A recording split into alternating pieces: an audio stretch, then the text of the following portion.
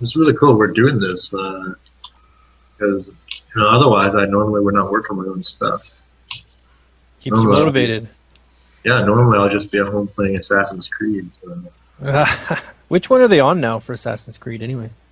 4. I'm Four? playing, it's 4, but for me it's the first one because I have never played the other ones. Oh, really? Yeah. Yeah, I played the first one, and the ending was so bad, I boycotted all products by that company. Ubisoft. What's the thing?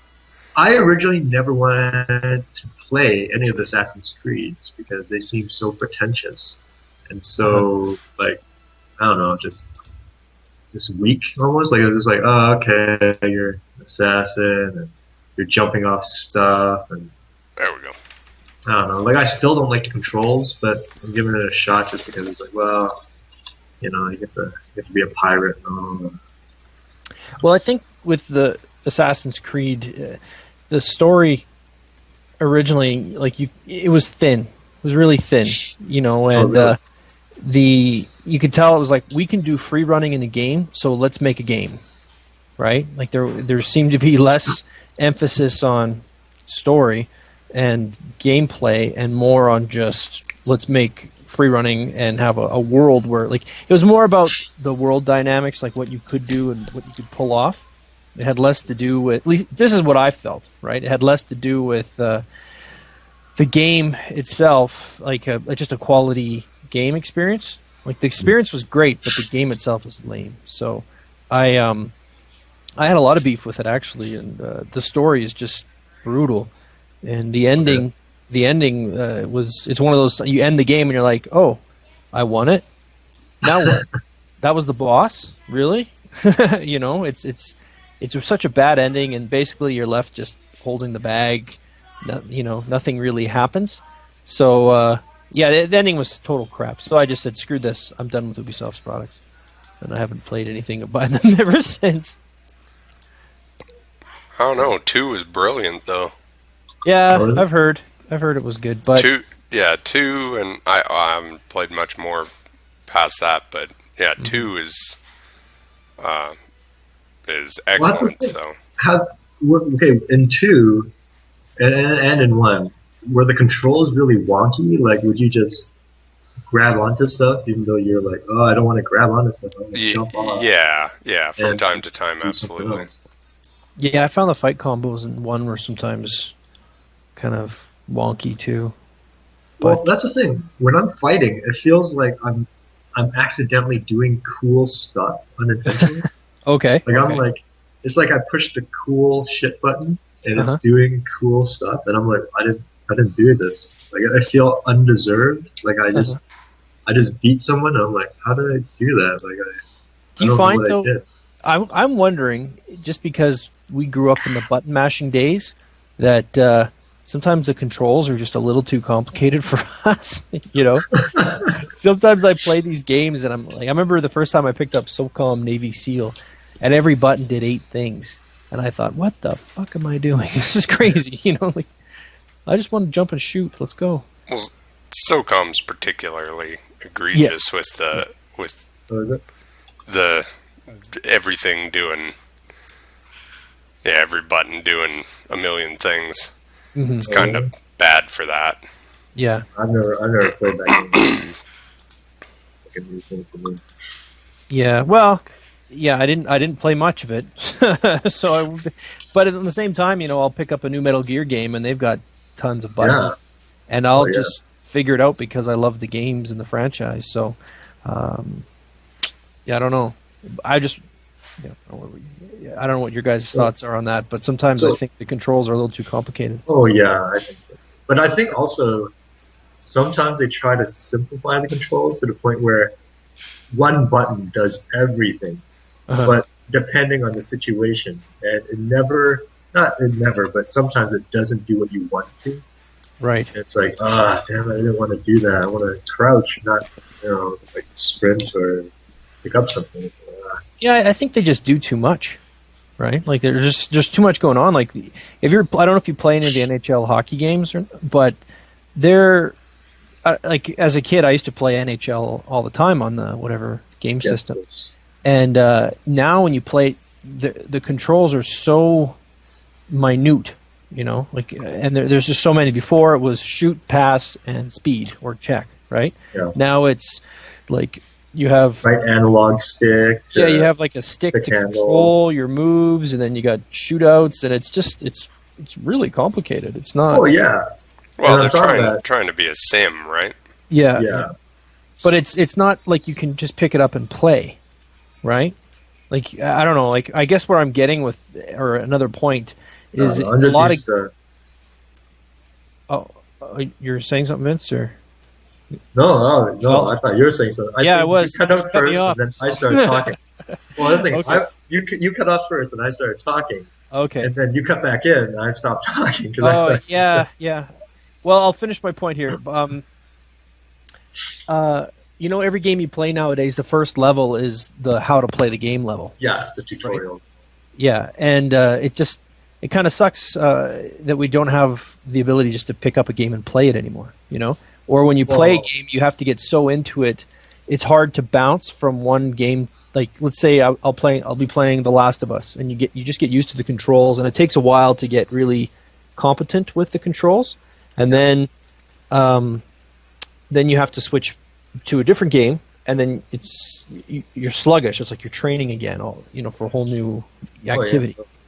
Yeah. So, whereas before you could go from Contra to Mario Brothers, and it wouldn't be a big deal, right? But the funny thing is, back in the day, like, you'd have a manual that you have to read sometimes. Like, Yeah, that's a good like point. granted, like Mario Brothers' manual is only like 8 pages or Mhm. 5 pages. But That's like a lot something for Owen. complex. Yeah. Well, they did have pictures. Yeah, they have pictures, lots of pictures.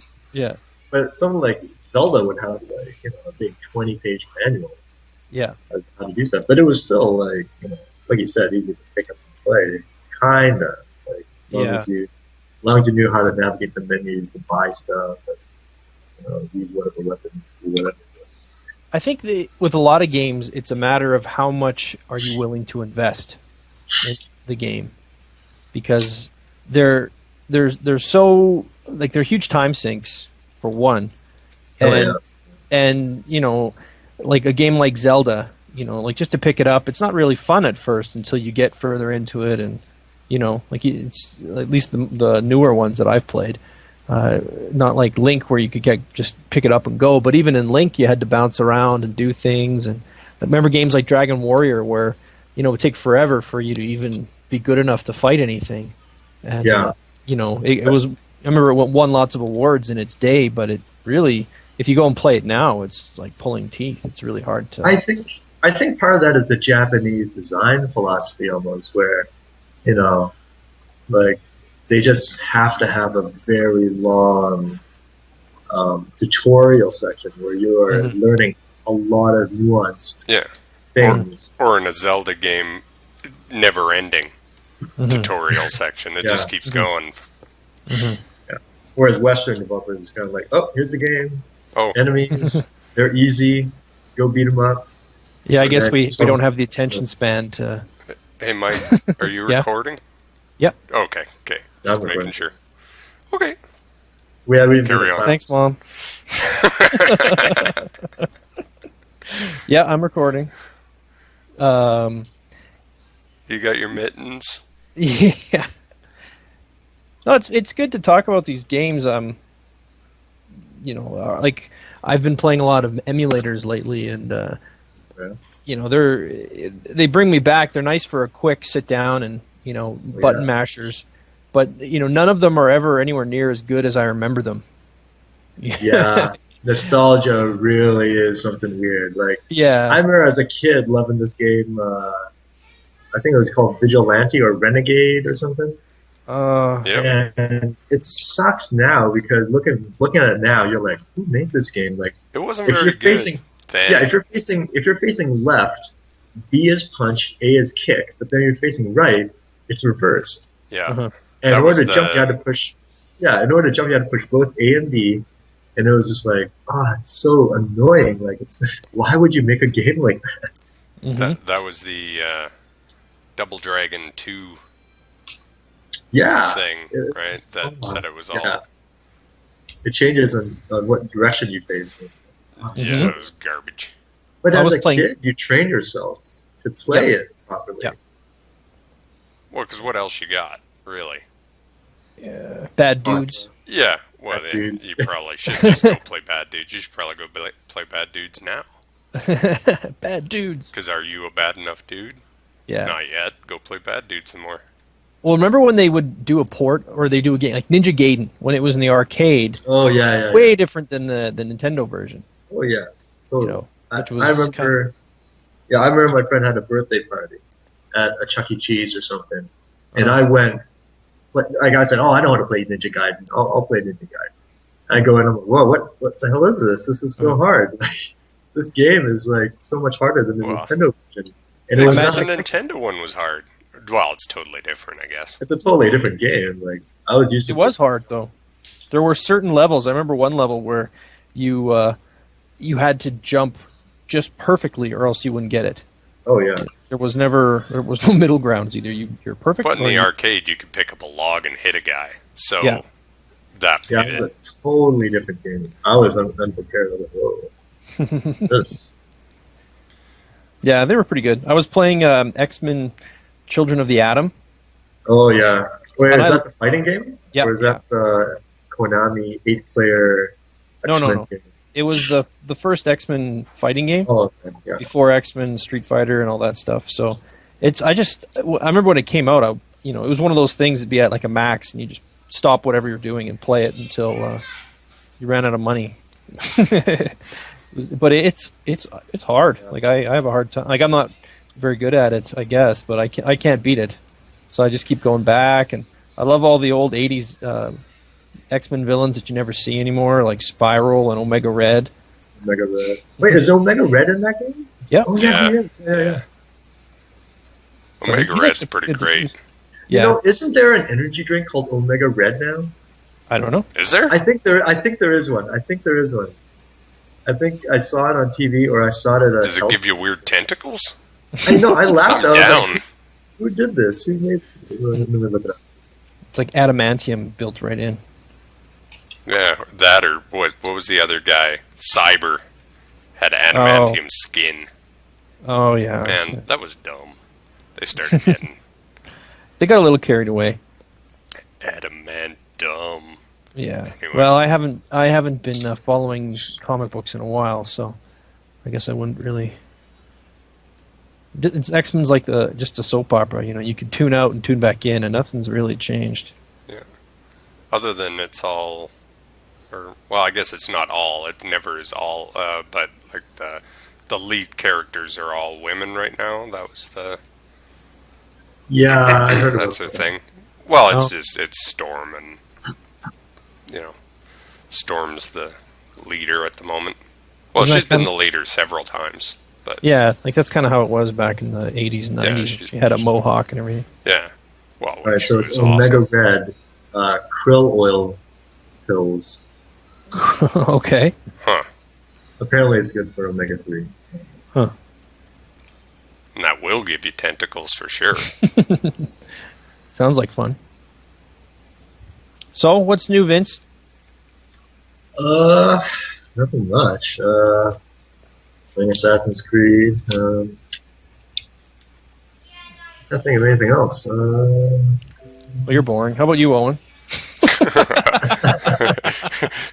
Moving on. All right. No, I don't know. Oh, wait. I got Okay, something. Okay. I had a weird nightmare / dream where my friends were making peanut butter and jelly sandwiches, but I guess they kept getting jelly on their hands, and they're like, damn it, if only I can make a peanut butter and jelly sandwich without getting jelly on my hands. And in this dream of mine, I invented, you know how there's like these craft cheese slices of artificial cheese in these thinly sliced and plastic wrapped slices? I I have invented children, of course. I see we where will. you're going. I invented jelly, like grape jelly or strawberry jelly slices that are wrapped in these plastic sheets. and you put them in in bread and sandwiches and make a quick peanut butter and jelly sandwich. So how long would you like me to hold the podcast so that you can get a patent on this? Because did you just have your Doc Brown moment? You know, I think you're invent the flux capacitor. I guess. But it's like I woke up and I'm like, wow, you know, I bet you that's not a bad idea. I bet you a Kraft would totally do that too. They'll totally make a individually wrapped piece of peanut butter or jelly, or peanut butter and jelly square that you could insert into like slices of bread to make a quick peanut butter and jelly sandwich. And the late night ad for that. Are you too much of a lazy bum to get a knife out of the cupboard? Aren't you sick of mixing your having to do that? Now we have peanut butter tablets and jelly tablets. Don't stop there. Just have, like, you know, those release strips for them 3M things. Just have that stuck right between the bread. So you just pull them up and your peanut butter sandwich is made for you. You get a whole loaf with ham and you just pull the strips. Out pops your sandwich. Well, that sounds like an interesting dream, Vince. Are you going to patent that?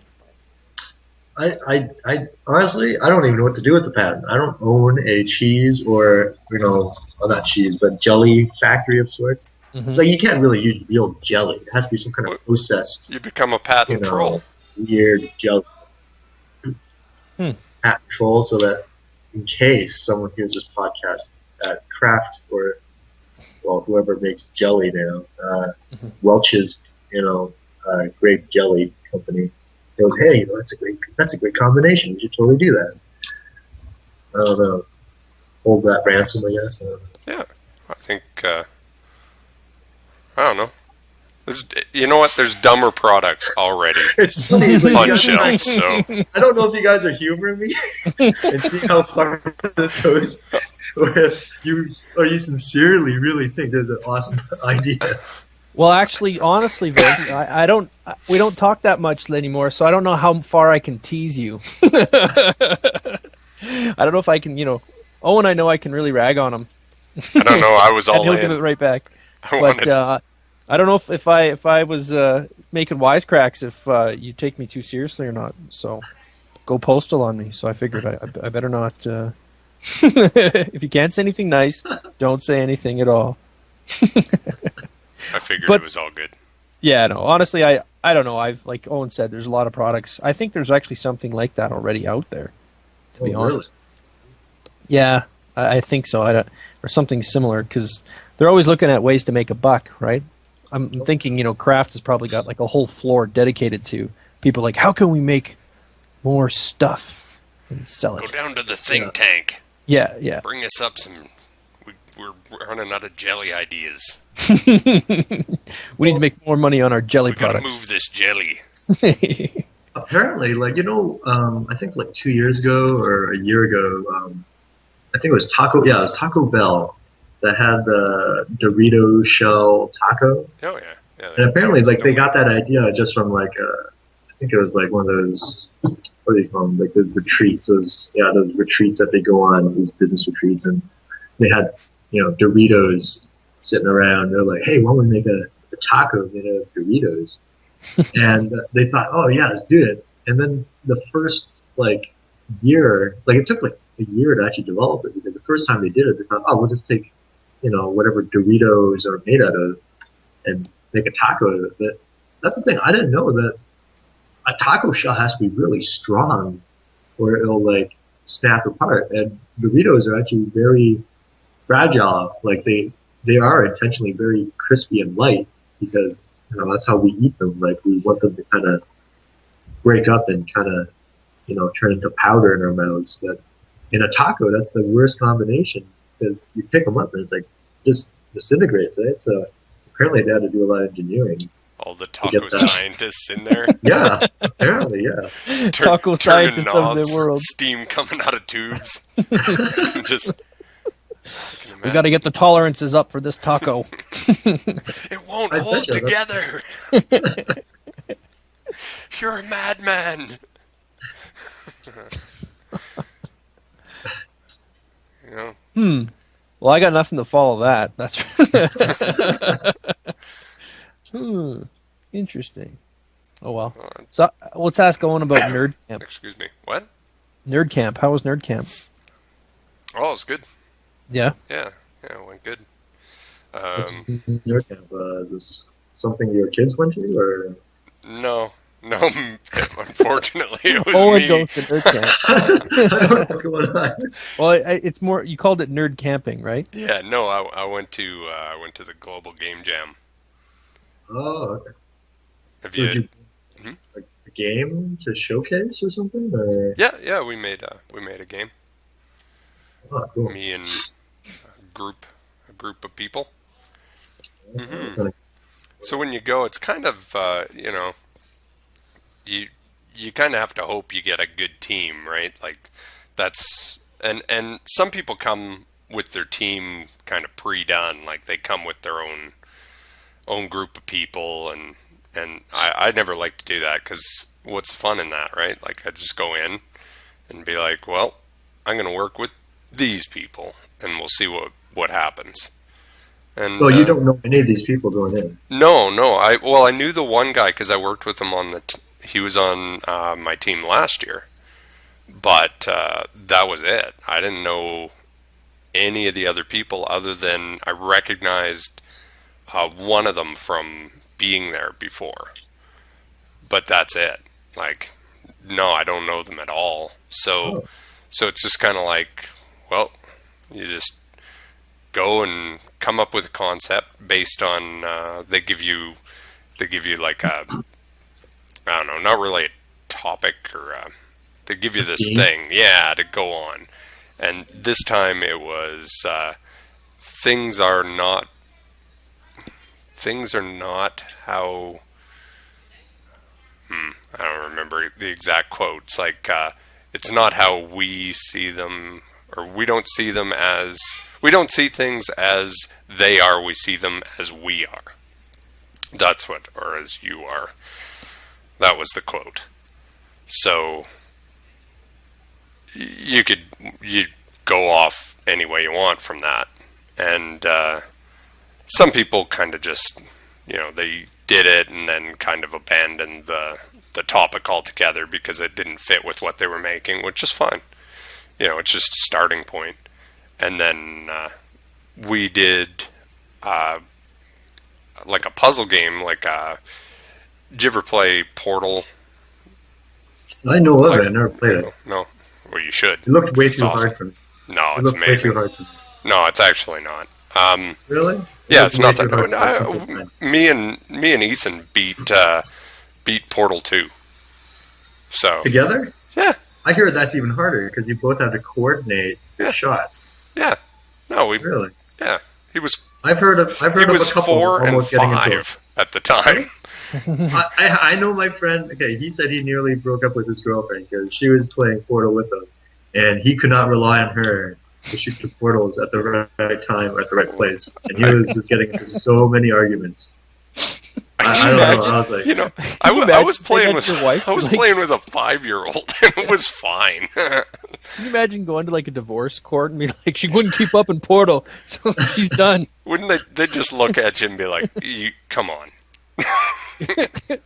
pull it together." I'm sure there's somebody out there who's I bet that's a legitimate reason to break up.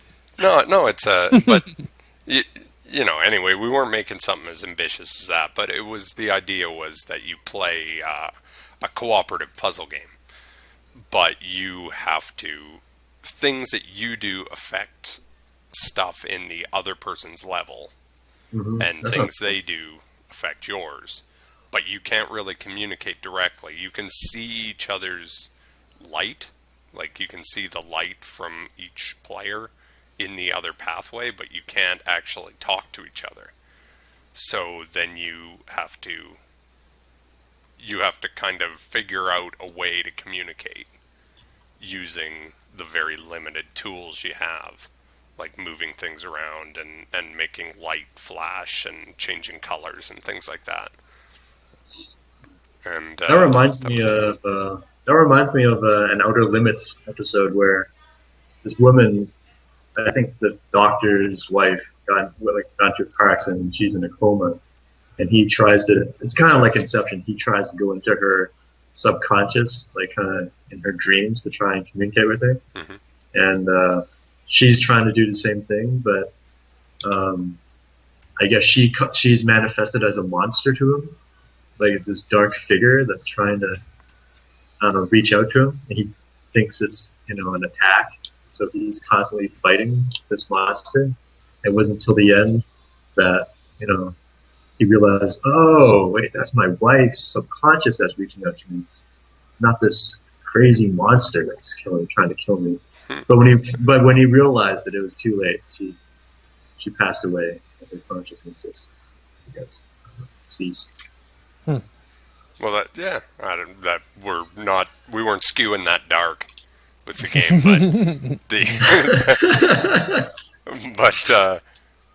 but it's kind of the idea is that, you wouldn't know if somebody was doing something, you wouldn't know if they're actually trying to help you or if they're messing with you, and actually blocking your path, and they wouldn't know necessarily if they were messing with you. And then you'd kind of have to figure it out together to get through these puzzles. So sounds complicated. Well, it was. We made 3 puzzles because you only got 48 hours. So, and not even really, because you wind up losing a bunch of time on, just organizing. So how much time do you have to do it? Do you have like 48 hours? 48 hours, yeah. Wow, that's not a lot of time. So do you guys just not sleep for 2 days, or? Yeah, that's pretty much it. No, so what was your part? I actually got a fair bit of sleep. Me? No, I was just hanging around dead weight. Were you doing art or doing programming, or? I was doing the 3D part. We used Unity game engine, and I did the 3D models and then handed them to the other artists were all ACAD students. Well, the one wasn't, but she was formerly. Actually, she works with Nick. Oh, really? Oh, at Studio Y? Yeah, no, not that Nick. Oh. No, I'm telling Vince, not that Nick. No, Nick at Studio Y. Okay. A different Nick. A nice guy. Anyway. I hope he's not listening to this. What? Well, no, the only one who would listen to him. The nice other guy. Nick. Yeah. Why is there... telling him he's nice? He's a nice guy. Nick? No, anyway. Nick that shall not go named? Yeah, I'm not getting into that. Oh, anyway, okay. But did you hear that was at J.K. Rowling? I don't know if you read Harry Potter, but apparently she said in an interview recently that she wishes that she actually stuck with her. Was it her original plan to have Hermione and what's his face, Harry, end up together, and not her and Ron? Yeah, I read that. I have no idea how this got into the conversation. I don't know. I think she likes to troll people, honestly. Really? I think she likes to just, whatever. I'll stir something up. Like with the whole, Dumbledore's gay. Yeah. And because it's He's dead. Whatever. Does it matter? You can't, if people are going to go get all crazy about it, it doesn't matter to her. She just watches them you're a bunch of idiots. She just likes to It's stir a it up. fictional character. It doesn't matter. Mm-hmm. It doesn't matter in any sense. Did it cause a ruckus?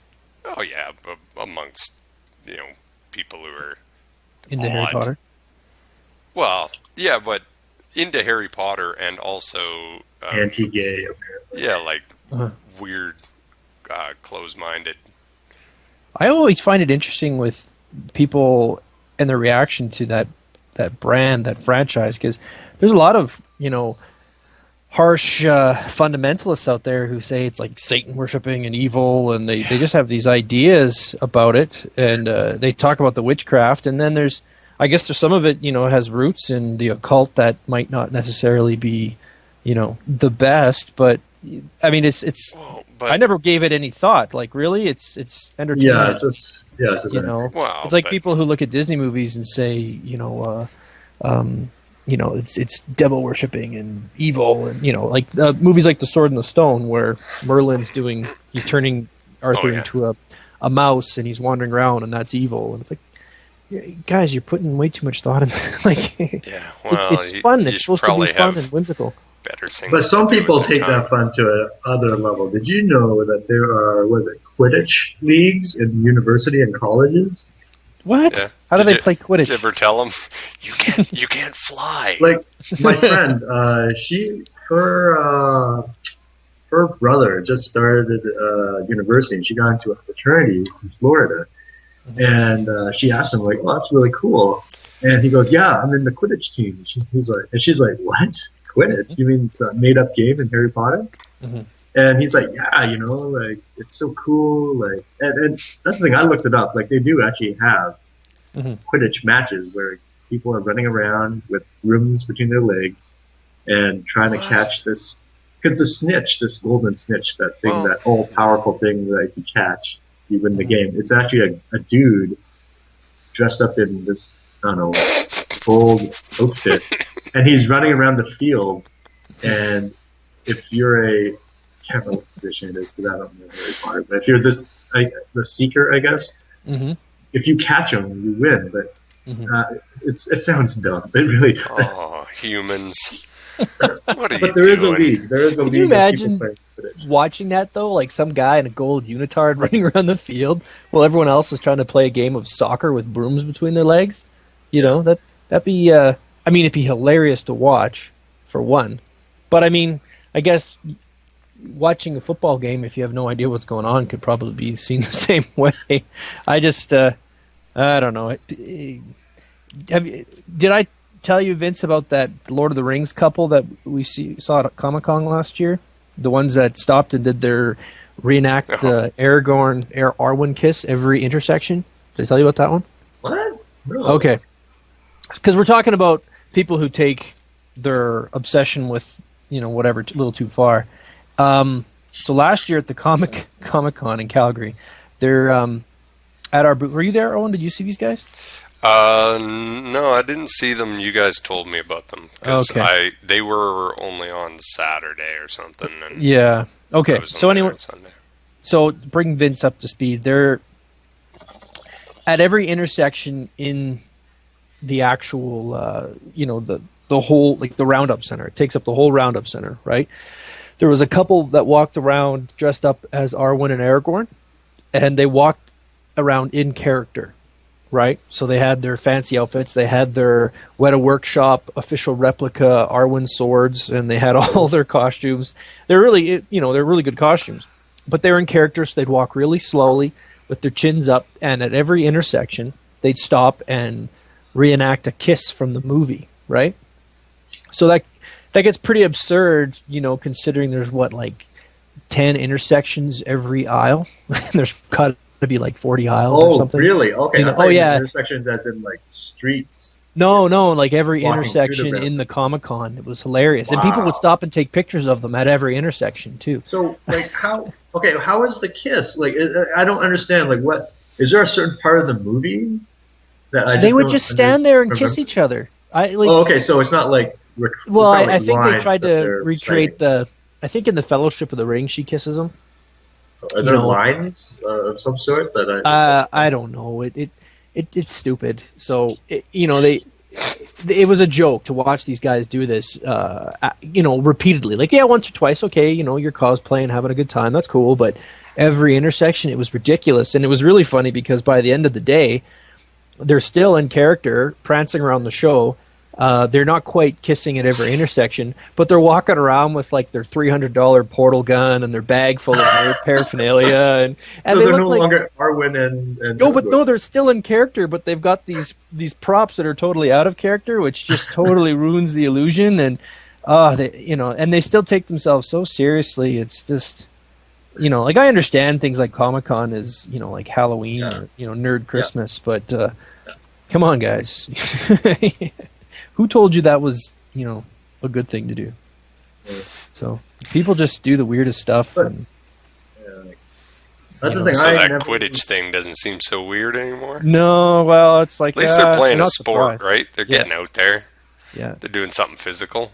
Can you imagine the kid who got Competitive. cut from the team? He's like, I didn't make it as a Peter. Like, He goes and cries over his mug of honey beer or whatever it is, or pumpkin beer. I'm not good butterbeer. enough Is that at Butterbeer. Yeah, butterbeer. doing There this you fake thing. go. Wingardium Leviosa. Here we go. You know, I guess there's a Harry Potter theme park down in the States somewhere. Mm. Yeah, Well, apparently a it's section fantastic. of, yeah. Yeah. It's part of Universal Studios, and it's apparently like this crazy like recreation of that street in Mhm. the movie. I think it's Diagon, or I probably Diagon pronounced- Alley. Yeah. Yeah. And you get to walk through that and walk through parts of the school and go on a ride. That'd be cool. I would go and do that. That'd be fun. Yeah. Why Yeah, not? I like all that kind of whatever. That's, Yeah. yeah. The That's the funny only thing, thing I like.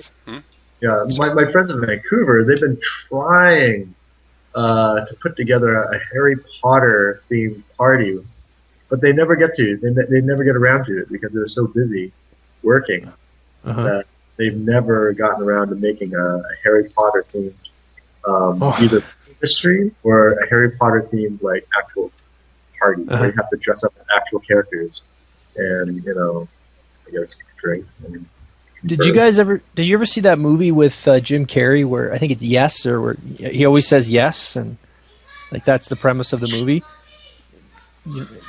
Have you seen that movie, or do you know what I'm talking about? Yeah, I know what you're talking about. I've never seen it. Well, anyways, in the movie they have. Did you watch the Flight of the Conchords? You know? Oh yeah. Yeah. Well, you know Murray, Yeah. the manager. He's in this Jim Carrey movie, right? And he keeps inviting Jim Carrey over. I think it's in this movie, and he keeps inviting him over. And he's a guy from New Zealand, and he's always got like a costume party. So they show up, and everyone's dressed up like we're having a Lord of the Rings party. That's so Come on New over. Zealand. That's Yeah. so New Zealand. Yeah, it's like, come on over, and they're dressed up like 300. He's like, all right, come on in, all right, guys, and his accent, and it's just pretty funny. Made me think of that, your friends in Vancouver trying to start something like that. It's not really a Canadian thing, I guess. Yeah, it's a very Aussie and New Zealand thing to have like parties where you dress up, and it's really weird. Yeah, when I was living there, it was like, hey, we have they call it a fancy dress party, and I thought, oh, you mean wear like a suit and tie? And they're like, no, fancy dress, dress up as like Batman or something. I'm like, fancy dress. That's not that fancy. I got underwear with Batman. That's Tuesday. Basically, they mean, just dress up in a costume and just be crazy. And they would go crazy on it. Like, I can't remember this one time, this guy, he mail bought this Captain America costume, and I was like, what the hell? Like, people went crazy. I don't know. I just showed up because I wasn't even in costume. I was pretty much a party pooper and stuff. It'd be kind of fun though. It's just like having Halloween, a couple times a year instead of just once a year. I totally get it, but cosplaying. It's funny how cosplay is really taken off. It's a lot more mainstream now. And some of the costumes are amazing. Like they do some really good stuff. I think also because cosplaying has just expanded into the realm of TV. So you could dress up as, Game of Thrones or Walking Dead or Breaking Bad characters or all these other like big, like, and basically anything that's popular you just dress up as, and it's like, oh, okay. Pretty cool. Well, on a different note there, I was, because I know we're talking about movies and, stuff, sci-fi and stuff. Owen and I were talking last week or 2 weeks ago, we talked about Blade Runner. And Owen, I didn't realize he was such a monster Blade Runner fan. And I watched another sci-fi movie based off a classic novel, and I wanted to get his take on it. I watched Ender's Game. Yeah. Oh, I didn't watch it. Is that any good? I know everyone that worked on it. I can tell you some of the stories of how it got made. Go ahead. About how it got made? Well, basically, okay, have you heard of a company called Visual Domain? Yep. Yeah. Well, basically, it was kind of co-funded or, co-produced by Visual Domain, the visual effects house. And they were kind of banking on it doing well because it was supposed to be like a big revenue stream for them because they're It didn't do kind horrible, did it? I don't Just think it did wasn't very well at It all. didn't do well No. enough. Yeah. And yeah, because the effects business was doing so terrible that they said, you know what, we got to do what ILM and like Sony has been doing, which is produce your own movies and get a cut of the revenue.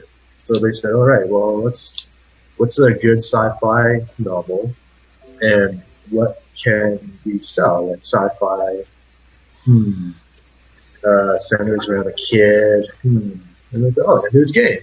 Mm-hmm. So they made Ender's Game. I have no idea if it's any good. Like, I haven't watched it, and I haven't read the book, which makes me even less of an expert of the book, of the subject. But I don't know. Like, it sounded like they sunk a lot of money into the effects. Like, apparently the effects are pretty good. Is that true? The effects were good. The effects were good, but the movie wasn't really. No. Like it would classify, like if I was to compare it to an '80s movie, let me see, it would be, one of those '80s movies that were good, but one that you could take it or leave it, like Krull or something. Wow, Krull wasn't that good. So, I was thinking you're gonna go like War Games or something. Well, Actually, yeah, War yeah. Games is pretty good. Never mind. Yeah, like I'm take that thinking a back. movie that you watched it and you're like, okay, Yeah, I was entertained for my hour and a half, but like Logan's Run, or Oof. yeah, Logan's well, no. Run is a tough watch. I don't know. Man. Yeah. Oh, well, I don't know. I can't compare it then. It was better than Star Trek: The Motion Picture. Okay, there you go. I'll give There it you go. that. But Star what I Trek's got found- some. It actually has some redeeming qualities. So okay. yeah, I gotcha. found it was really. We watched it and went, oh, that's it, and it was friggin' long. oh really? But you watch it going, okay, what's going to happen? When are we going to see? Like, okay, where are we? What's going on? And I mean, the kid did a good job as an actor. I mean, as a young person, it's I was impressed with his ability to act. But the movie itself just you didn't. I don't know. It's like a morality play, really. Mm-hmm. And Have you read the book? No. I haven't seen the movie, but I read the book when I was a kid, and then I actually read it again just recently. And when I was a kid, I didn't know how much of a horrible monster the Orson Scott Card is, but now What do you mean? knowing What, that, the person, The author? Orson Scott Card? yeah, Or- no, he's an awful bigot. But Is he? anyway, Oh, yeah, he's kind of a terrible person. Oh, okay. Not, but so knowing that, going into reading it another time, and thinking like, will that color my view of it? And it's still a great book. Mm-hmm. So I think people should, I would still recommend people read it, and maybe don't look up anything about the author until after really? you read it. What has he done? That I don't know anything about this guy. Well, you can look him up. He's very like ultra homophobic to the point of like putting money into things to stop gay marriage and like basically making like hate charities. Is he still alive? Yeah. Is he? Oh, I don't know. Yeah, he was going to write Superman and like the Really? comic for a bit, and so many people said they wouldn't buy it that DC dropped him and said no, Really? we won't. Or it was kind of like a mutual, like, I'm not going to do it, and they're like, well, we can't get you to do it because your reputation's too sour. Mm-hmm. And Well, anyway, besides the book- that, he's I never got any impressions like that from the movie. no, and you wouldn't from the book either. That's the thing. Like, there's nothing in the book that would speak to that. It has nothing to do with that. So that's why I'd say recommend it still as a excellent story. Okay. Well, I guess it's one of those movies you come away going, huh, is that it? Oh, is there a sequel? No, like I don't know. There's actually two. Yeah, like it's But set they up make that a it could be a sequel. I don't know. But I don't think they'll make those movies. No, Well, they're not as good anyway. no. So that's kind of so it's not like Dune, I guess. Actually, did they ever make another Dune movie? Like they've remade Dune a million times, but they've never the rest of them. No, because they're terrible. Are they? They're terrible. I read the never second read Dune book, and that's one of those books that I wish I put it down and never picked it up after I started it. It's one of those ones I just slogged through it, and it's thinking it's going to get better because I read the first one and it's a classic, and you want to just tough it out, and it's such an awful book. I never made it through the second one. No, it's terrible. Couldn't do it. Yeah, the first one was fine. It is what it is. It had some really interesting ideas, which I think that's why Dune has been so successful, is because of his ideas are really interesting and cool, and people enjoy them. It's good fantasy or science fiction, but I wouldn't recommend the series. And what is a really good book though, if you're interested in reading some classic sci-fi, is Starship Troopers. Yeah, I heard that was really good. Yeah. No, it's actually on the reading list at West Point in the United States. It's one of the recommended books. Yeah. So is Ender's Game. Yeah. Yeah. Yeah, I can see how that would be there. Well, think for yourself. Don't let really other West people Point think for you. I thought West Point was like a military academy for soldiers. Yeah, but you think about it, like military men have to be extremely intelligent and at one point to take orders and to give orders. But a lot of guys who are generals, they've got like master's degrees. They speak multiple languages. Yeah. Like these are officers we're talking about. So they're encouraged. And these are the same guys that once they get out of school, or they're the ones that go and come up with plans on how to destroy other nations and conduct psyops and stuff. I mean, it's their job, right? So they're not. Yep. They're sometimes it depends, but they are considered. But I always thought that the thing about the military is like, especially if you start out, it's kind of like you are not an individual. You're just another pair of legs and a set of guns to do what we want you to do. That's why they always get young people to join up, right? Because they're 18 years old. They're almost like they're not really formed. You're more malleable. Yeah, you're more malleable. Yeah. And it's easier for them to take direction and orders. Whereas like guys like me and you, we're in our 30s. Some guy rolled around and started yelling at us saying, drop and give me 20. We tell him to go fuck himself, right? Like, no, don't talk to me like that. That's abuse. I don't need this. I didn't sign up for this. But we would question it. Whereas maybe younger guys would be like, "Oh, sorry, sir, let's go." And that's what you need to train the soldier and break them down. And that's what they think they need. I'm sure there's a better way, but or different. Yeah, there's definitely there's not nearly as much of that anymore. There's there's different ways of going about it, but training. Yeah, training as going just back training. In this game. Harrison Ford in it. How was he? Like all the video. Okay, all the clips. Hello. Vince. Hello. Did we lose Vince? Did he get so excited talking about Harrison that he hung up the phone? Harrison Ford. Oops. I'm actually afraid. Afraid of him being in the new Star Wars movies because I like Han the way he looks and sounds. In my memory and in the other movies. I don't want Han to he'll be in it. He'll be in it. Old and decrepit.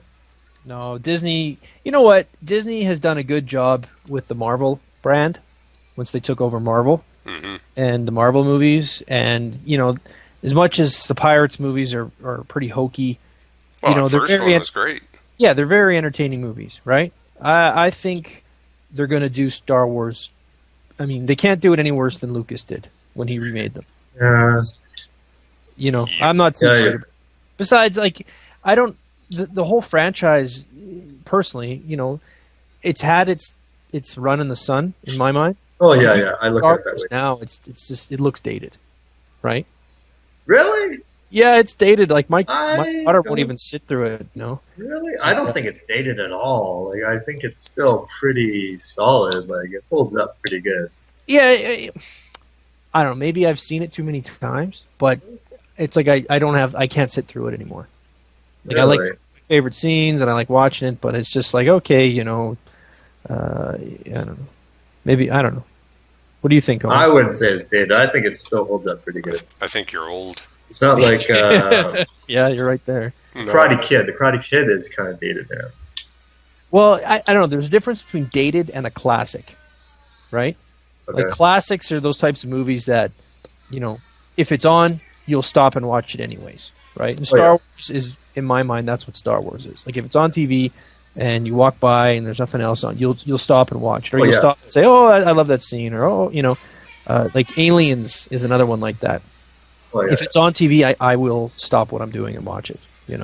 Whereas I might stop what I'm doing and watch it right now. Yeah. Dated movies are ones where you're just, that looks old and crappy, and I can't let myself watch that. See, to me, dated is kind of like it's entertaining, but everything is kind of like, oh, that's like an '80s cheesy little thing that's happening now. I gotta kind of roll my eyes at it. Like Beverly Hills Cop is like that. It's like, there's another weird cheesy '80s movie. Oh no, that's in classic territory. That's in classic territory. Beverly Hills Cop's pretty good. Axel Foley. Anyway, yeah. Same with the Golden Child. I want a knife. I remember really liking the Golden Child. I just went to the theater because you would just go to the theater because you had nothing else to do, and I remember thinking that was great. I like the Golden Child too. Yeah. I don't and remember Coming to America, that's another classic. Coming to America is beautiful.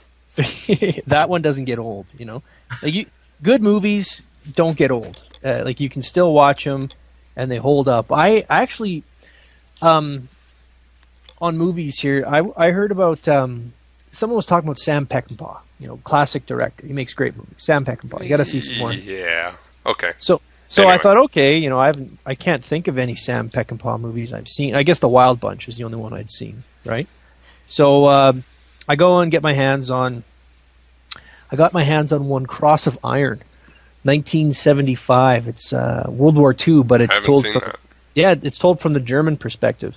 It's like German soldiers on the Eastern Front getting swallowed up by the Russian advance behind enemy lines, and it's a morality play, and it's definitely anti-war, but he does some weird cinematography, and he's got some interesting, like you can tell he's got an agenda and he's trying to get a message across, and it's kind of avant-garde for its time. It's a good movie. It's very interesting. James Coburn plays a badass soldier in it, and it was a good movie. Not many people have heard of it or have watched it, probably because it's about Germans. But I don't know if it's a classic, but it's definitely a really good movie, I thought.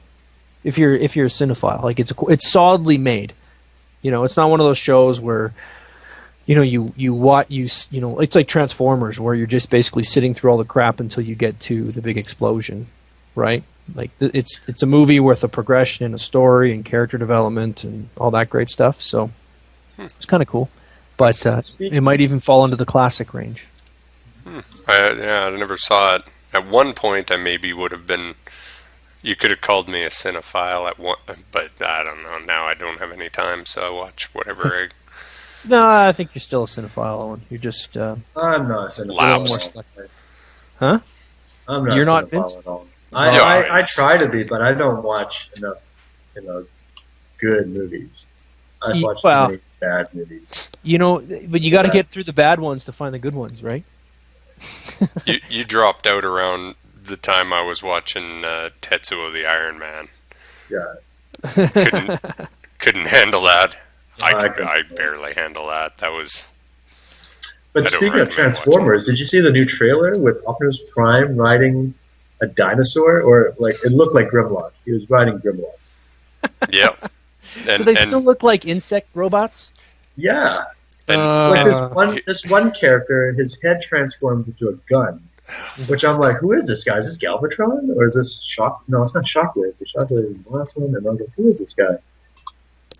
But I saw that, and then immediately I had to vent in the stupidest way possible. So I went on Twitter and said, "Hey, you know who'd be good to star in a Transformers movie? Optimus fucking Prime. There shouldn't be people on the screen. Get rid of them. And like, why are there people? Why are there even people? There's no need. There's no call for the people were the secondary characters, tertiary characters in Transformers stuff. Yeah. I don't know. I haven't seen it. Does it look good, Vince? The trailer? Yeah, like, are you stoked or?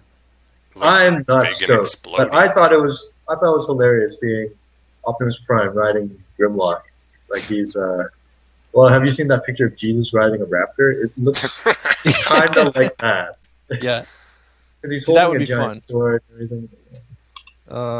You know, as much as we're kind of old guys, and we have this attachment to these characters, and you know, I have a hard time accepting, you know, the spin they're putting on these guys. Like they're changing them just for change's sake. You know, like Michael Bay shouldn't be allowed to be involved in these movies, right? Yeah. And the last Transformer movie, did you watch it, Mike? Yeah, I did. Did you watch Optimus Prime shoot this other robot in the face? Yep. And say to yourself, what the hell is this? This is not Optimus Prime. Optimus Prime wouldn't kill at all. Like, why would he just... no, he would kill if he had to. Like, if he had to, he wouldn't just shoot him in the face and then jam his fist through the guy's chest or something. Like, he wasn't. Prime wouldn't kill, man. What are you talking? He's like Superman. He can't kill. It's like he does. Like he kills. He kills in the movies. You know, he killed Megatron many times. Yeah, like he's a fighter. But they're soldiers, right? Like I don't have an issue with him killing. I just have him. Hello, Mike. Mike's gone. Good job, Mike. Did I lose you guys? Now he's gone. I like to say that Megatron. I mean, never kill under any circumstances. Well, I remember that Transformers movie that you're talking about. I watched it, and there's some of the robots in the movie. You don't even get their name. No. Yeah, there's like 3 or 4 of them, and you're like, "What is that guy's name? Who is that supposed to be?" Doesn't he matter. No one even calls him anything. You never hears his name called. Just a bunch of visual noise. Yeah. Flipping and spinning around in circles. Disappear. And then is he dead now or what? You know, or I think one of them they called him Wheeljack, which really ticked me off. And he's like some old man robot that dies, and you're watching going, well, if you're gonna make the character right, you might why not stick to the character? Like the characters are well established, all of them. Yeah. Well, so have you played any of those? What are they? Full Moon Studios do those games? Battle for Cybertron. Yeah, Fall of Cybertron and just play those and forget about the movies because they're like the amount of love they have for that property and those characters just shows through. It's beautiful. Here's the thing, I do prefer them over Michael Bay's like insectoid, many weird shredded pieces of metal look, but that game is so jumbled up though. I find like it's just so confusing. Like maybe I'm just an old man now. I just can't discern parts of the background from the foreground. Sometimes it's like all jumbly. Like, it's like I can't. Everything looks like everything else because it's all Cybertron stuff, right? I guess it's also the Unreal Engine too. The Unreal Engine kind of has that glossy, weird look. I don't know. Has that brown grayish kind of filter on it and everything. Yeah, I think Owen might have hit on a point there. Is that's Cybertron, just because it looks so alien, and it would look alien, right? But we identify with what we see, right? So we see these, think about it, a planet that evolved, and they're robot humanoid beings that are pretty much immortal, right? That transform into other things. How would we relate to that world? What is there on that world that we can identify with? Nothing really.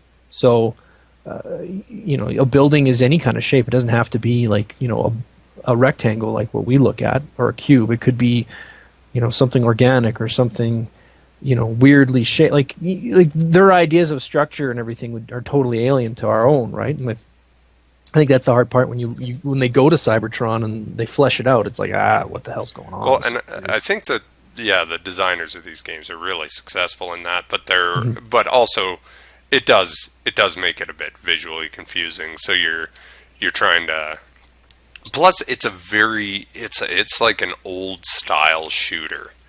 Uh-huh. It's a bit tricky to get your brain around if you played like Gears of War or played anything like that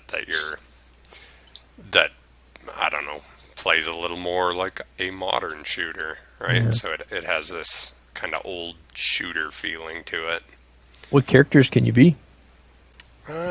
Bumblebee, and you actually take a whole bunch of characters through the thing. Are you Bumblebee as a Beetle or Bumblebee as a some Camaro? Like Cybertron car? Yeah, you're a futuristic yellow car of some sort. But when he transformed, does he still have the horns and everything? No, well, they're never on Earth. Yeah, but does he have the? Yes, yeah. He looks like Bumblebee. You'd be like, you know what? That looks like a well-designed Bumblebee, not whatever nonsense these people come up with. Okay. And he looks like Bumblebee. All the characters look like they look like that, aside from maybe Soundwave looks a bit different. Mm-hmm. But that's the thing. Tricky. It's kind of hard to translate Soundwave into something modern, right? It was like a Walkman before. Yeah. And, yeah.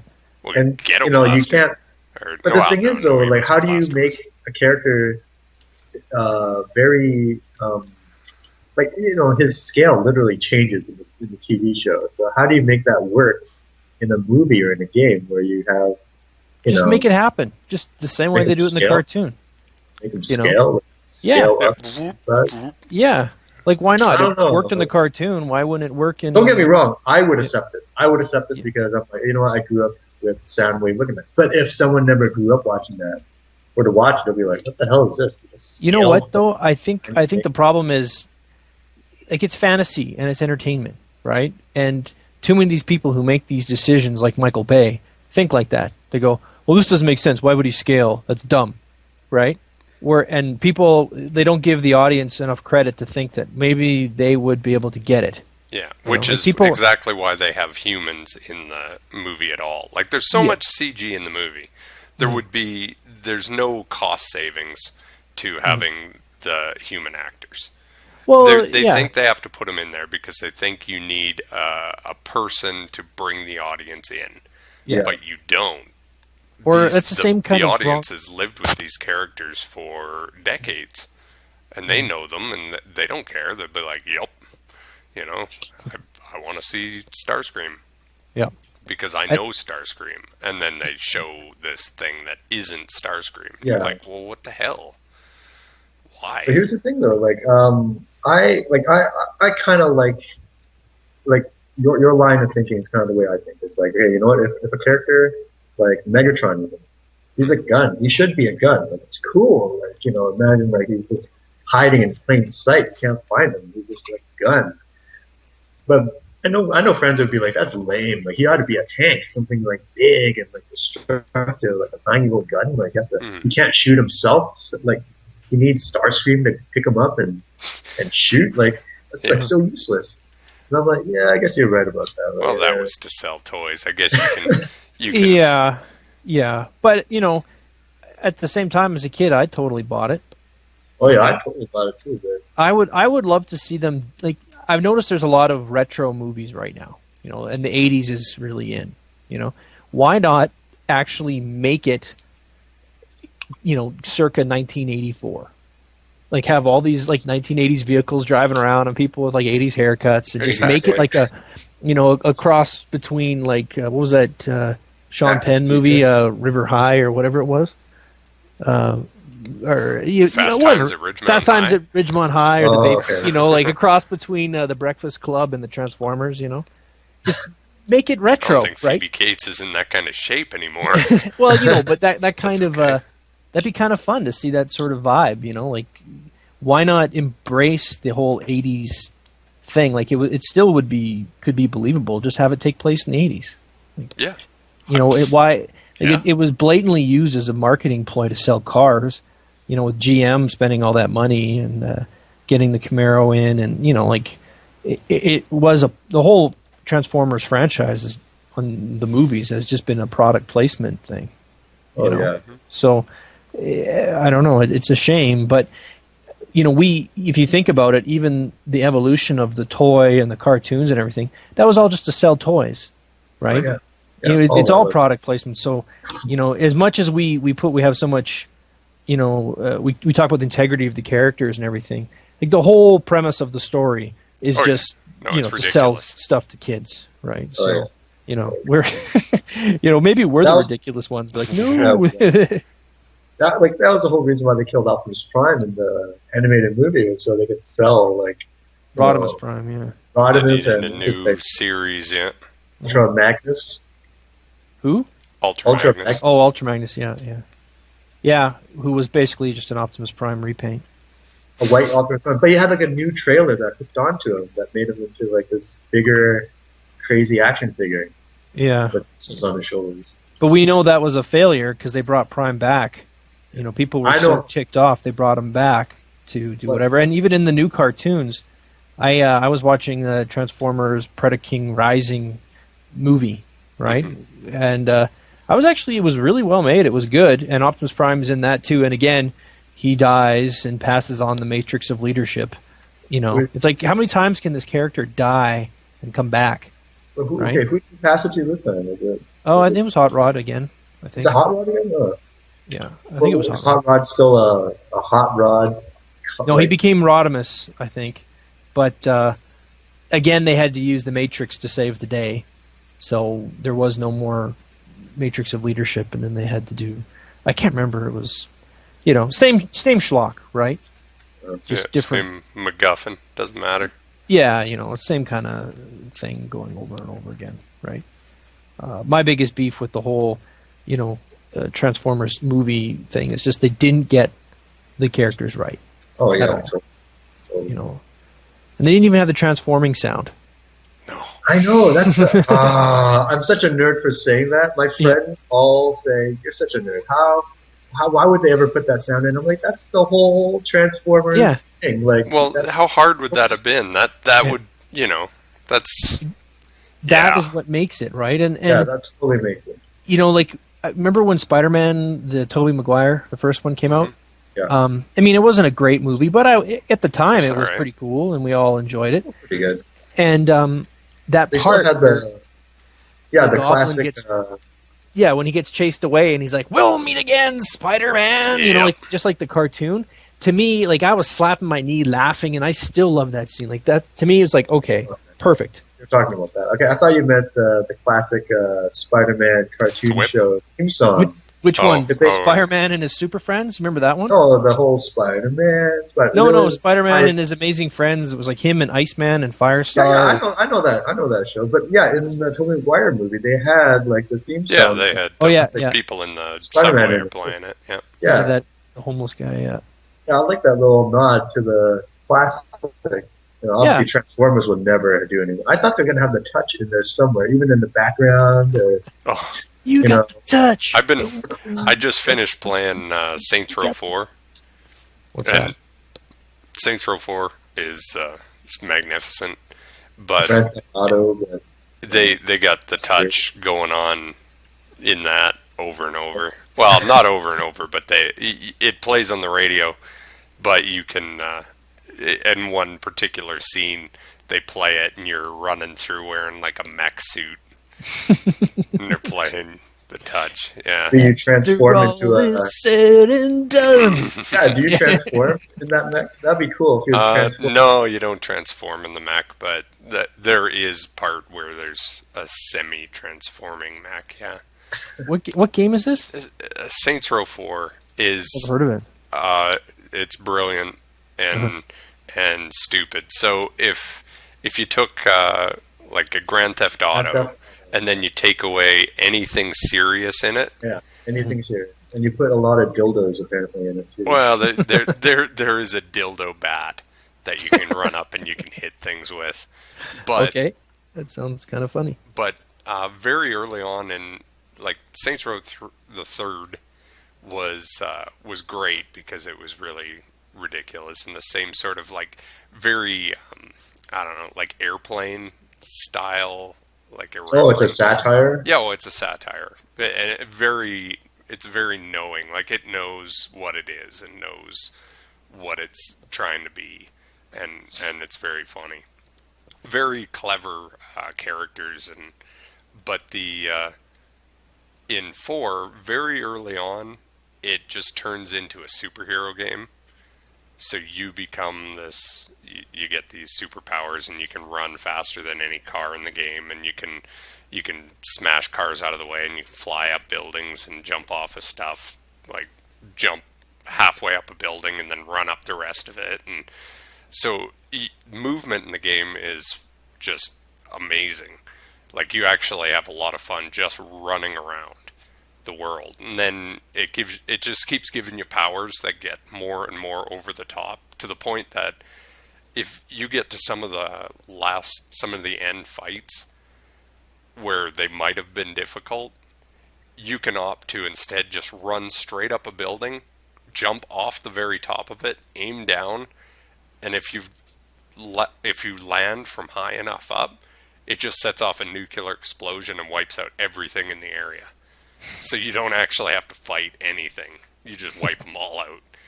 And it's totally off the wall and funny, and you play kind of like an agent of chaos in the world. I'd recommend it. It's great. Did you guys ever play LA Noire? No, I heard of it. Like I hear it's like that detective game, and depending on choices you make, it kind of changes the story. I guess it's based off of the movies like L.A. Confidential and Black Dahlia. There's a certain writer who writes a lot of fiction in that era. What was that movie they did? You know what I'm talking about. Leonard or Delmore Leonard? They just did that movie Gangster Squad based off of one of his books or something like that. Anyways. It looks kind of cool. Looks kind of fun. It's one of those games I've been thinking about.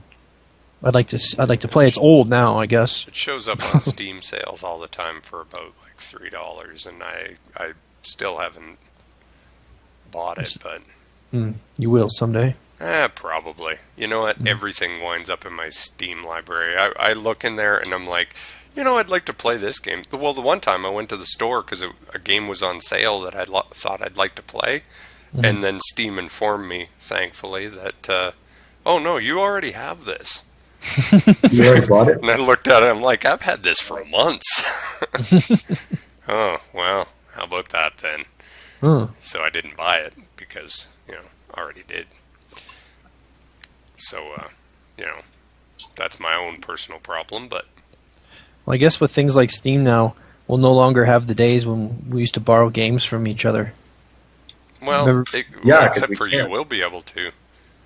You can transfer. Are you allowed to lend? Yeah, can you transfer them? Yeah, that's coming. Okay. They're doing they have a program coming. It's in beta right now. You can actually get into it. It's called Family Sharing. And yeah, you just link a couple of Steam accounts and you can borrow games. Huh. Absolutely. Well, that's good. Yeah. Because if you've already paid for it. Yeah. You just they put limits on like that. If you're playing and then the person who owns the game on their account jumps on to play something else, then it'll say, "Oh, sorry, got to kick you off." But it'll give you a couple minutes, and then say, "Well, but if you want to, you can just buy it." So they kind of, I don't know if that's skeezy or good. I think it's fine. I don't know. Well, I mean, people should, like, if you buy the game, like on Steam or whatever, it's technically your property, right? Well, no, it's not. Yeah, you got a license. Yeah. Okay, so you're just buying a license, not actually buying the game. So, but if I guess, okay, so if you own the game, you go buy it physically, you can do whatever you want with it, lend it to Vince or whatever. No. Yeah, that's you can, but yeah, there's depending on what the things. DRM.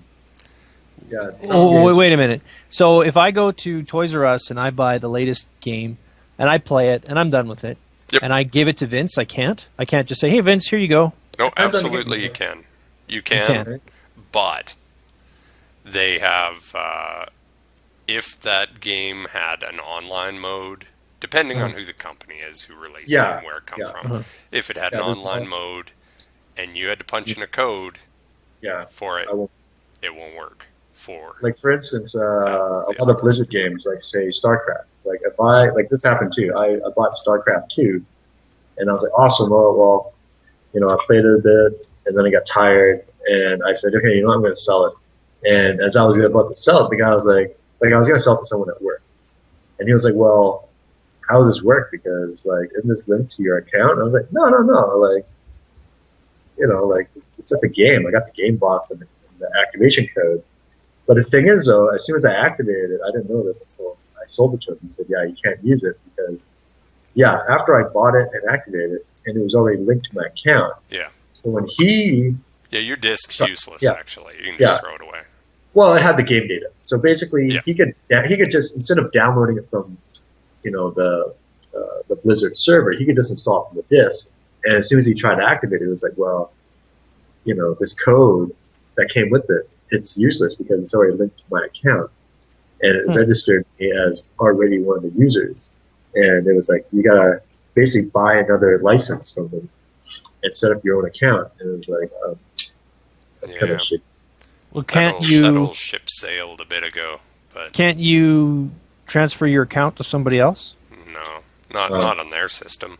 Yeah, but okay, not on their system. But I mean, this is what kind of I don't like that because you already paid for this piece of property, and now you can't do anything. What if you don't use it for 5 years and come back on a different system somewhere else, right? Then, but your account is linked to you, though. Like, well, okay. What if it's email, right? Okay? So if it's registered to account, but I mean, what if you why can't you resell it once you're done playing it? You spend your $60 or $80 on a game, you can't go to GameStop anymore and sell it Yeah, I think a lot of that's games the reason why they do it. Yeah, I think that's the reason why they do it because they don't want GameStop to earn that extra, $50 that they're going to resell it to another kid for because. The developers want to earn that $50, $40.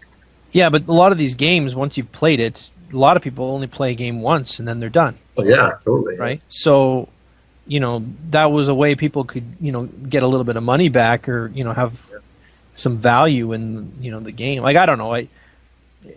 To me, it's just more them just ensuring their monopoly on things. I don't agree with that type of consumerism. Yeah, well, I don't know. It's their way of protecting their intellectual property because, piracy, well... why would you pirate it if you could just... Is. Yeah, I guess, it might be a piracy issue. I try to think about just like an honest, law-abiding person. It's like I'm done with the game, I want to give it to a friend or sell it. Well, you can't do that anymore.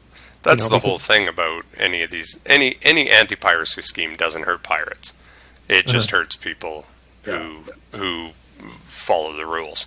Yeah. So, the thing that Gabe Newell from Valve said about that is like piracy's not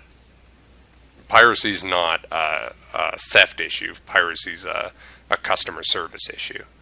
So that's why they've had this on the books for a long time to try and do this sharing thing, like make it easy for you to share, or or possibly even give away a game that you have. Like if you have, just take it off my account, put it on somebody else's account. Why not? And then, but they can't really do that without all the publishers say so, right? So, but it seems to me that a system where you could say, well, how about at a significantly discounted rate? Like if I wanted to give you a game that is in my account, it would say, well, you can lend it, but then it'll be with these kind of restrictions, or you can just give it to them, but it'll cost one of you has to pay a couple bucks or something to do a license transfer, and then they get their money that GameStop doesn't get. And you'd be like, well, yeah, sure, like why not? Because it's it's garage sale prices at that point, right? So who cares? But that's dealing with. They have to go through a lot of lawyers before they are ever able to do that. So yeah, it seems like a reasonable and intelligent thing to do, but that's one way. But here's another thing that they're thinking of doing. Like PlayStation is trying to start, I think PlayStation Go or something. Yeah, right. PlayStation Now, which is basically you pay for a membership and you have access to all these games on their game streaming site. So it's all their old back catalog, and whoever any publisher who wants to join in, I guess they'll sign up and put their back catalog on. So that instead of having people pirate or buy used games, they could just go on this, they could subscribe to the service and just play whatever game in their back catalog for, $15 or $30 a month, kind of like the equivalent of a Netflix subscription. But that's the thing, you don't get to keep any of it. It's streaming off of, whatever server that Sony owns or Microsoft owns, and it's it sounds pretty cool. It could be the new way, games are going to be going now. right? But that's one of those things that, where it's, if it's actually good for the customer, that would be somewhat decent for the customer. Yeah. If it's actually good for the customer, then it'll get adopted by people. But if it's not, people just won't do it. Be like, well, no, it seems like a hassle. And then they just won't do it. And they'll be like, well, but we set up all these servers and stuff. And be like, well, I guess you can go pound sand because nobody's going to do that. That's... So it remains to be seen. Sony's gotten much better about how they used to be pretty much awful to their customers, but they've gotten much better. So we'll see. Well, I'm learning lots of stuff. You guys know a lot more about this stuff than I do. I just read this stuff today, actually. Oh, there you go. That's nice and relevant. Yeah, I don't know. I'm not that big of a gamer anymore, so it just I'm more concerned about the property rights and just how our consumer or how we buy and trade goods is changing now. Oh, yeah. That's more where my interest is. How now there's a record of all your transactions. They want to make sure they get their cut on secondary sales. So you're not going to have a flea market where you can just take your stuff and sell it private sales to somebody. They want to eliminate that. So, someone can get some tax revenue or some sort of, additional revenue on the secondary or tertiary sales, right? Whereas we've never had that before in our society, right? No. And I don't necessarily agree with that. I mean, they've already got their money. How much money do they need?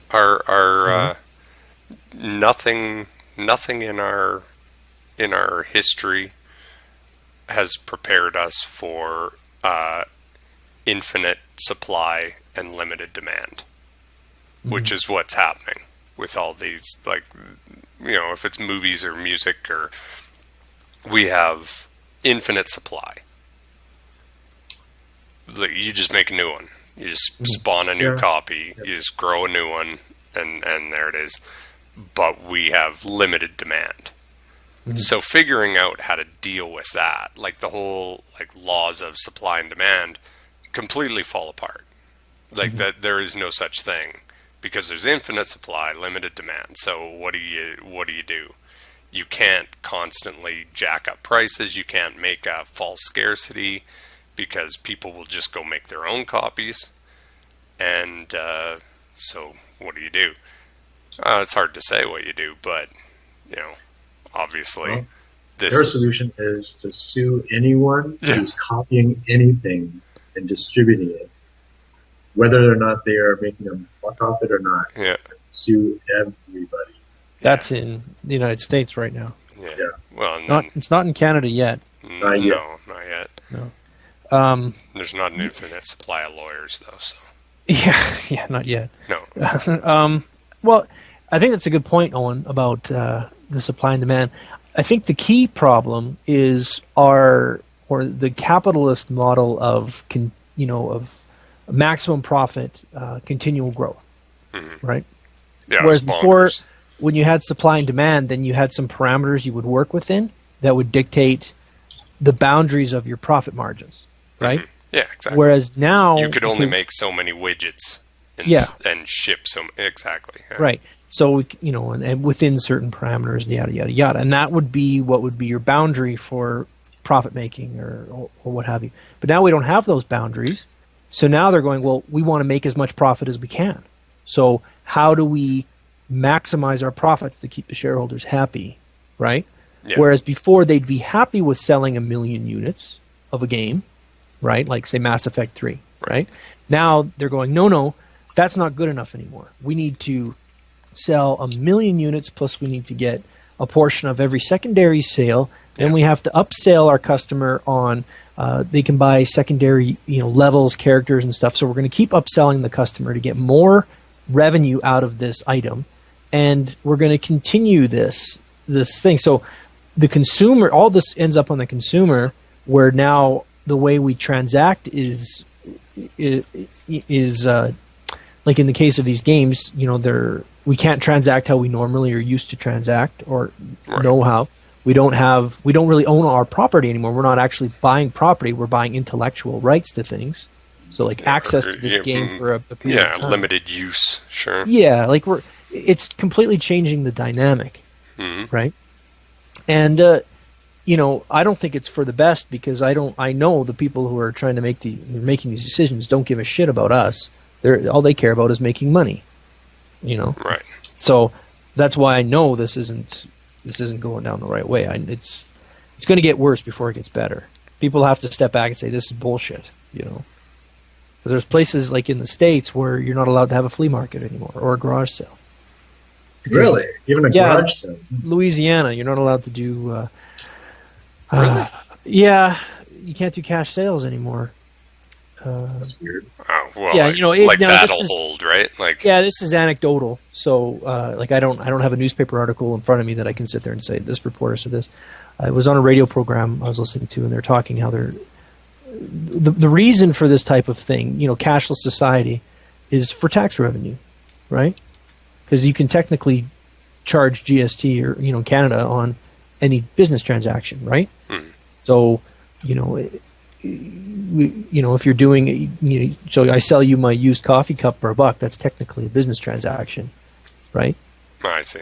So they want cut. So if you go cashless, then they can track all those transactions, right? Yeah. So these are more issues, a little deeper than just the video game industry, but this is stuff that interests me. I'm curious to see where it goes and how it goes and that kind of stuff, because I think it's going to have it's having a real impact on our society. Yeah, but like every era, we just live through it. There's no apocalyptic end to any Rome fell. Didn't actually end anything. No. Well, basically, we just get used to the status quo and just accept it as what it is. Well, and then and then everything just gets moved along. Yeah. a little Well, bit what further you're down. saying is life goes on, right? And Yeah, that's fine. absolutely. Yeah. You know, and I agree, life goes on, and you can't get too bent out of shape. But you know, wrong is wrong is wrong. You know, like Yeah. exploiting people for, like exploiting people for profit unreasonably is wrong. You know, and there's right now with the internet and technology, the laws haven't kept up with technology. Oh, they never will. Yeah, Never will, but they're nowhere close, right? No. So now we are sitting here. We're going to pay the price for this, and you know, I don't know if if there's any stopping it. Well, but there's no. But that's what I'm saying. There's no. There's no apocalyptic end to this. Any of this. It's maybe some things get worse, some things get better. Yeah. It's just a constant change, and you just got to look for where things are better and go do that. And if a business is being particularly shitty, then don't patronize their nonsense, I guess, Well, that becomes I think part that's of a it. good thing. It's just if and that would be more of a free market, way to look at things, which I agree with. Like if you don't like the product, don't buy it. Yeah, there's probably 3 others doing something similar, except for when it's insurance or something like that. There's a particularly egregious racket, but you know, or the even phones, levels like out a little way. telecommunications, like isn't there like just a big? I don't know what the word is. Isn't I don't know. It was a monopoly, but there's really cartel. 3 big. Yeah. There's only 3 big companies, so there really isn't that much competition, and everyone's pretty much ripping the consumer off. Right. Was price fixing? Really price fixing and shitty contracts. Everyone's like, shackled into. Mm-hmm. Like, no choice. And but now I guess everyone. The federal government is doing something starting this year to change that. They're trying. My buddy Ryan was talking about it. They're bringing in new legislation, or they're doing something to change that to. Well, they're also trying to auction off like this high bandwidth spectrum, right? And the bad thing is, like, all the potential buyers are just the big 3. And the government said, no. We're going to have you guys all bid for it, and we're also going to put restrictions as to how much you can, get. And they're trying to give they're basically giving away this extra bandwidth to another competitor that can enter the market. Mm-hmm. And so far, every competitor has been bought up by the big 3. So there really isn't anybody. Mm-hmm. And the only one who is remotely interested was Verizon in the United States. Mm-hmm. And they're kind of like, oh, do we really want to? Like, this sounds like it's a really hard market to crack into, because all 3 of you guys hold so much market share that it's like, if we do get in, we'll probably get wiped out like within the first year. So why would we want to invest into the Canadian market now? Mm-hmm. But there is like a lot of broadband that they could pick up, and their service could be better than Rogers, TELUS, or Bell. But it's like, like in Calgary, my mom uses broadband because she lives in a rural area called Da Vinci Broadband, right? And it's point-to-point high-speed internet, and it is so much better than TELUS or Rogers. It's fast, everything's better about it. But they can't get a license to operate within the city of Calgary. Oh, really? Yeah. So they're a third. I was talking to their guy.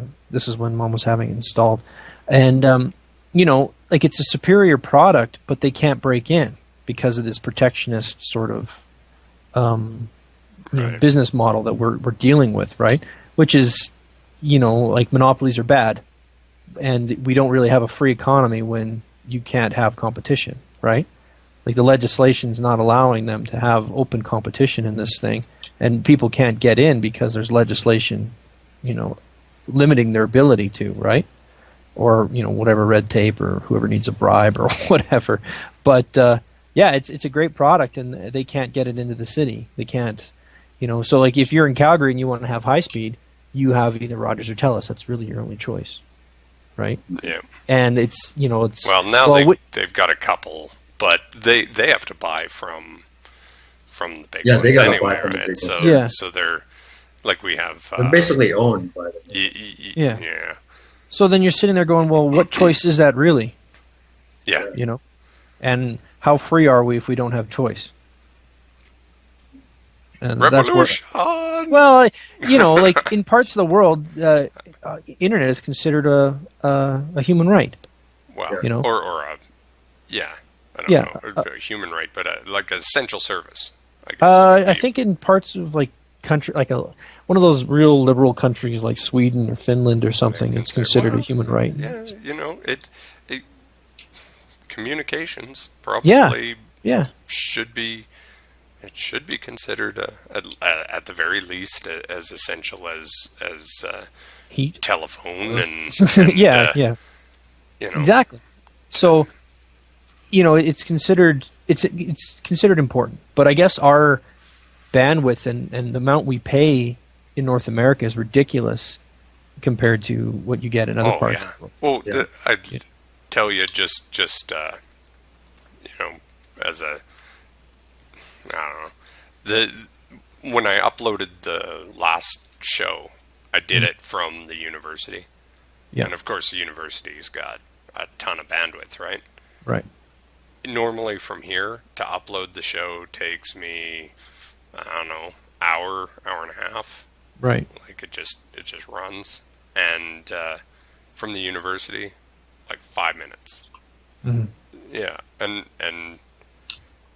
like it's not like the copper wire is any bigger. Mm-hmm. Right?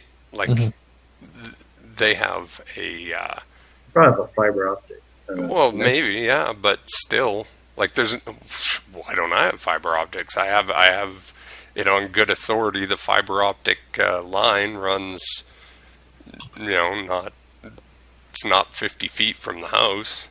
Mm-hmm. But isn't that a premium product you got to buy now? Exactly, but for what? To what? Yeah.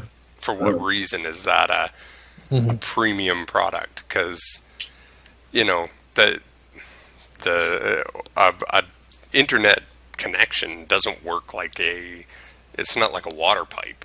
I know. Like the amount but the faster quote I get my say. show uploaded, the better it is for them. Yeah, but to quote what they say is one, fiber optic, you got to pay for the maintenance of it, and you got to pay for maintenance? Keep the rats from eating it. Yeah. There's and nothing. you got to pay. Yeah. It's seen as a luxury, right? Like, it's faster and everything, so you should pay more. Because that's the thing. Some people look at it this way. It's like, well, why should I pay so much for internet when all I do is surf? Like, this is what my parents would say. Well, why should I pay so much for internet if all I'm doing is just checking my email? Like, other people are downloading shows. Like, I'm not doing that. Why should I have to pay as much as like these people? And it's like, well, yeah, but at the same time, if you could check your email faster, or if you could, look at photos or do something faster, that should be like, everyone's baseline speed, right? It's actually better for the network if they can do it faster. Yeah, then they can get off the internet. It's not a. The longer I sit there moving bits around, the worse it is for everyone else. It's not space, it's time. Like that they should be selling or saying they're selling. I don't know. It makes me grumpy. Old man. Well, old man wants faster internet. Well, there's no reason why you shouldn't be able to have it. Like, what is there a legitimate reason? You just got to pay for it. You just got to pay for it. That's the thing. You got to pay. Yeah, but you already pay for it. Why? Like Owen said, there's no logistical reason why you can't have decent high speed. Yeah, it's artificially limited because Yeah, of which like no I think good that's reason. that's the term. It's artificially limited. It The is. market is being manipulated to maximize profit, right? And then, okay, if you want to pay extra, then that can be a premium product, right? So people could pay the extra money to have something that they, really don't. Yeah, they're basically paying extra to slow down everyone else so that they can't use as much bandwidth as you do. That's basically what they're paying for. Yeah. Does that sound right? No. Yeah, it makes me sad. It could be worse. I mean, I remember when I had a dial-up. That was pretty bad. And then when someone would pick up the phone, you're like, "Damn it! I was in the middle." Yeah, I remember that. That was pretty bad. Stop it! Get off the internet! I need to make a call. Remember those days? So I mean, we've come a long way. We can at least remember it. I was at. The funny thing is, if you look back at the '90s, there's so many outdated things that used to be in fashion that are totally like forgettable now, like fax, pagers. Yeah. Was it? Late at night, I would remember seeing these. I obviously had never called them, but these phone sex lines. Obviously, you never called them. But it's like, why would anyone ever call these numbers now? Like, this is ridiculous. Is that even a thing still? Well, they still have those commercials, right? Like, oh, do they? Yeah, I don't have. I don't know what they are. They're yeah, they have like commercials for chat things or whatever, and it's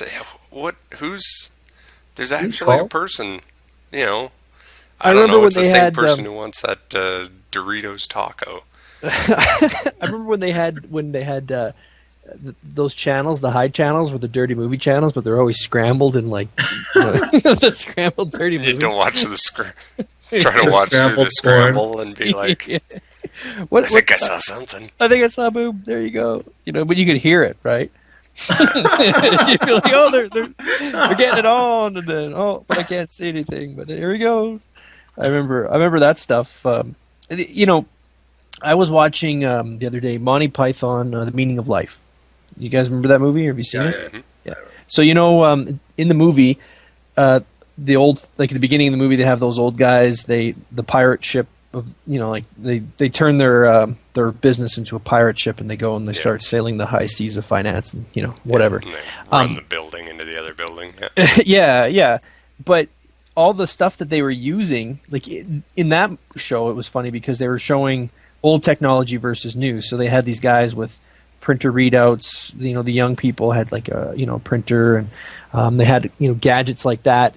And then the old guys all had like slide rules and stamps and all these tools that are archaic, even in our time, right? But we remember seeing them, and they're going against all this new technology.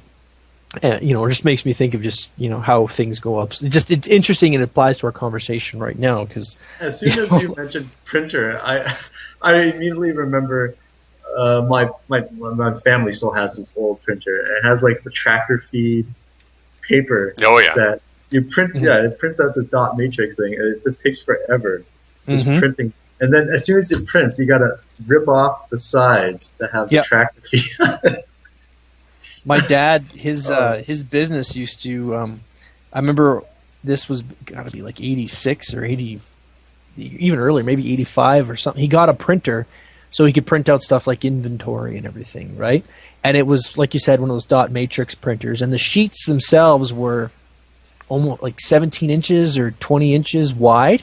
Yeah. And they would print, and the printer itself was, I don't know, to me it looked like a spaceship. It was huge, right? Yeah. Like bigger than a desk, like this giant, like he had it on this platform in the back of the shop. And it would just print out, faded gray text and,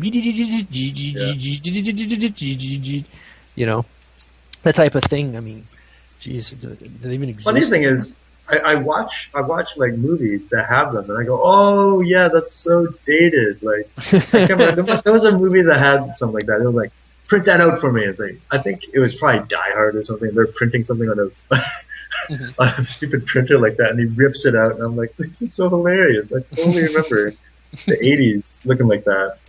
Yeah, well, the '80s is now getting, it's popular, right? Like retro. There's a lot of retro stuff. You walk around the shopping mall, and everyone's wearing, '80s, early '90s high tops and stuff like that. Oh yeah, Good. even the Time to sweaters. go back into the closet. I'll be hip again. Yeah, there you go. Yeah, get the weird sweaters with neon stripes across it. Or wear your mullet again. Yeah. I knew I just had to wait long enough. Yeah, and you'd be back. Yeah, I'm going to start growing my mullet. Mullets are cool. No, they're not. you just played too much Metal Gear. Yeah.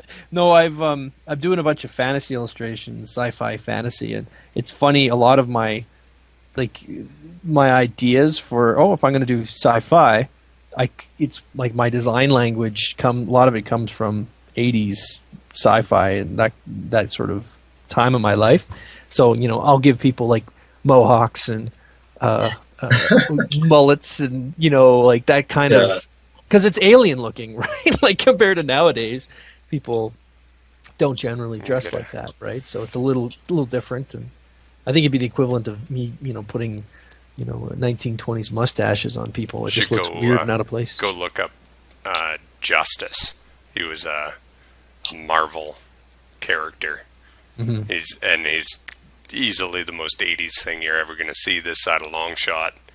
And you check out that guy. Okay. He's got the Geordie LaForge glasses on and everything. Mullet. Oh, yeah.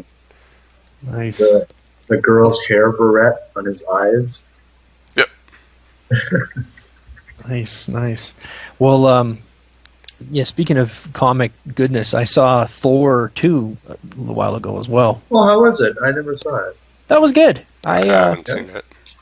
I mean, yeah, it was good. I liked it. It was, Thor, he's sort of a secondary character. And the first movie was kind of, they made a movie out of this? That's pretty weird, The second time around, it's better. It's actually, Loki was fleshed out a lot in the Avengers movie, and they take off right where the Avengers movie ended. So it has that continuity. I really like where Marvel's going with their movie line, because they have a lot, they have a lot of continuity. Like, it feels like an old comic book where you would go straight from, one issue to the next, and yeah. They have that kind of vibe going on, and the characters are, they're pretty faithful to how the original characters were. Like when I think of like Iron Man, I don't think of the modern Iron Man where he's the head of S.H.I.E.L.D. and all that kind of junk. Uh-huh. They go back to Iron Man when he was, just Tony Stark doing his thing, right?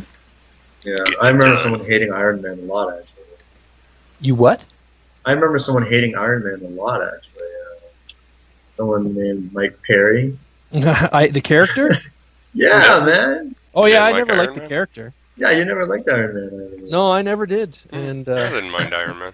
no, it's funny because I don't know if I told you this, but when I was a kid, I had a buddy. His name was Jay, and he was the Iron Man guy, right? And I remember making fun of him, like, Iron Man. Who likes Iron Man? Iron Man's just he's lame.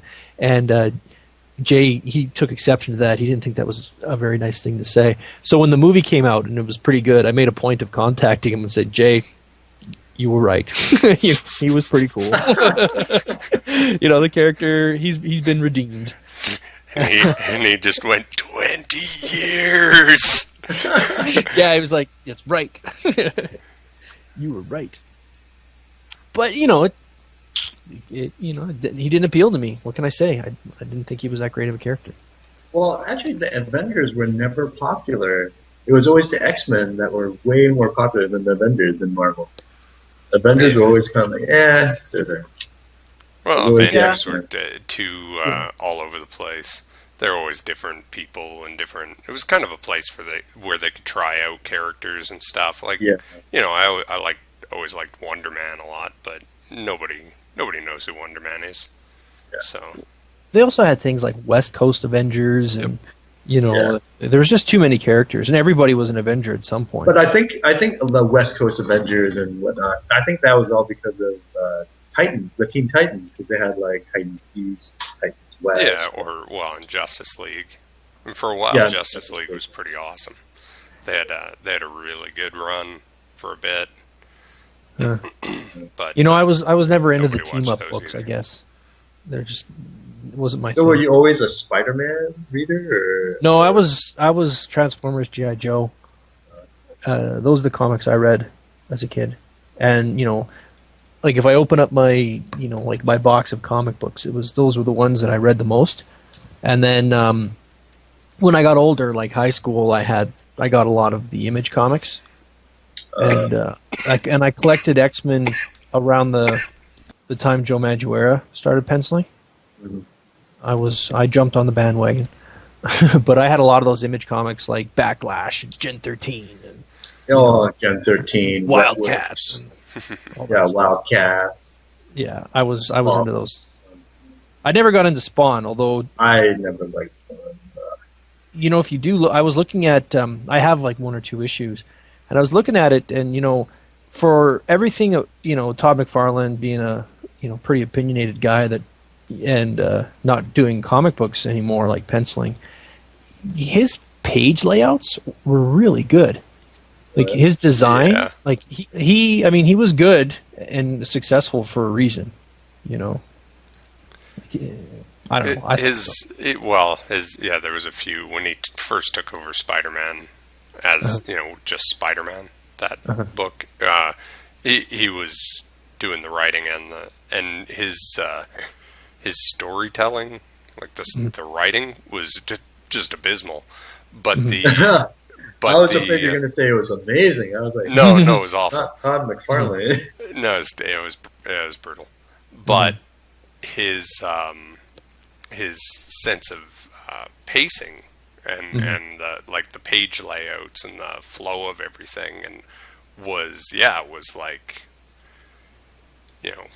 was probably second to none at the time. Mm-hmm. Like other than I don't know, maybe John Byrne. maybe Like who? like a John Byrne or I'm trying to think of Adams. Yes, that's who I was thinking Or of. what's his face? Who's an 80s comic book guy? Mark Silvestri. No, see, Mark Silvestri had great design and terrible layout. That's like he would do. He would just throw in a splash page to. But They were all like that in the 80s, though. But Yeah, amazing 80s, designs for Yeah. Yeah, I think of like classic guys like John Buscema. Like that's to me, he's like one of the best comic book artists there ever was. Oh yeah. He's right up there. But his layouts were always. He had really like if you look at the way his pages are laid out, they're all pretty standard. It's like he had a formula and he stuck to it, right? But what was interesting is what he did within the layouts, like how he would, still have 6 boxes on the page, but make it interesting. Like his storytelling was really good. Like he wasn't limited by, by the frames and that kind of thing. I didn't feel he was by what I've seen of his work, and guys like I don't know. I guess we could debate this more. There's a lot to. Vince never said what comics he read as a kid. I never really read many comics. Like, I would have to go to the drugstore and just hang around and read the comics that are on the newsstand. Like, the only comics I actually owned was a Batman and the Outsiders comic, which was awesome. It was like one of my prized possessions. It was the only comic book I ever got. Batman and the Outsiders was pretty great, actually. And it was kind of like it's kind of like I guess it is a classic now. But it's the one where Metamorpho, I guess he gets brainwashed or somehow gets changed by this Egyptian artifact, and now he's kind of evil, and Batman and the Outsiders have to stop him, kind of thing. Who the hell is Metamorpho? He's like Metamorpho's great. He's really cool. He's really got like a white head and a purple body and an orange arm. Kind of a Frankenstein's monster, because he is a survivor of a weird experiment that gave him the powers to kind of change into different elements almost. Like he can turn into mist, and he can kind of turn his hand into like, cement blocks, and he's a weird character. He has some weird mental instability like Frankenstein as well. I don't know. I thought it was great. You guys had a lot of exposure to DC. Owen and I have talked about this before. How there was that DC Marvel rivalry, and I bought into it. But I didn't care. I got whatever I got out of the garbage. Honestly, as a kid, I never knew the difference. As a kid, I never knew the difference at all. I just knew that I liked Superman, Batman, and Spider-Man. I didn't know they're from different comic companies. Well, where I was going with that was just I'm thinking about it. You said you went to the drugstore and you got the comic there, and I thought about it. They didn't carry a lot of DC books at the stores that I went to. Really? That could be it. Like, maybe I just didn't even look at the DC comics, but I don't remember there being that many. Like, if you turn the rack, it was almost all Marvel, and then there'd be like the token Archie comics, and then there'd be a few DC comics, but that'd be it. It was always like, you'd have always at eye level, there'd always be like, the Wolverine or Punisher and, the popular books. And then you'd have like the G.I. Joe Transformers sort of in the middle.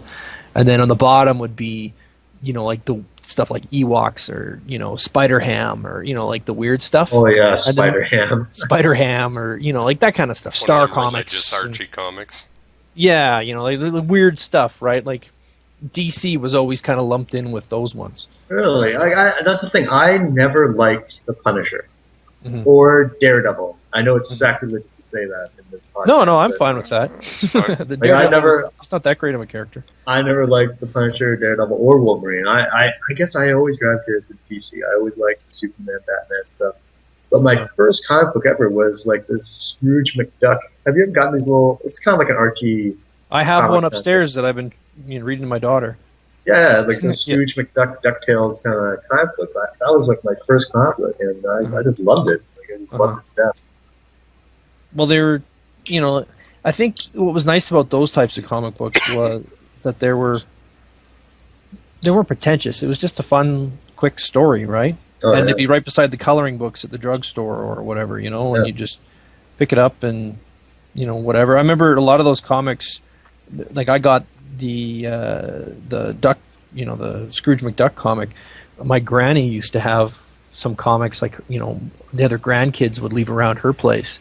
So these comics were already third hand by the time I got a hold of them. And, they were fun, good books to read, they're something to read, something to look at. Then they're always kind of hokey and, it was entertainment, right?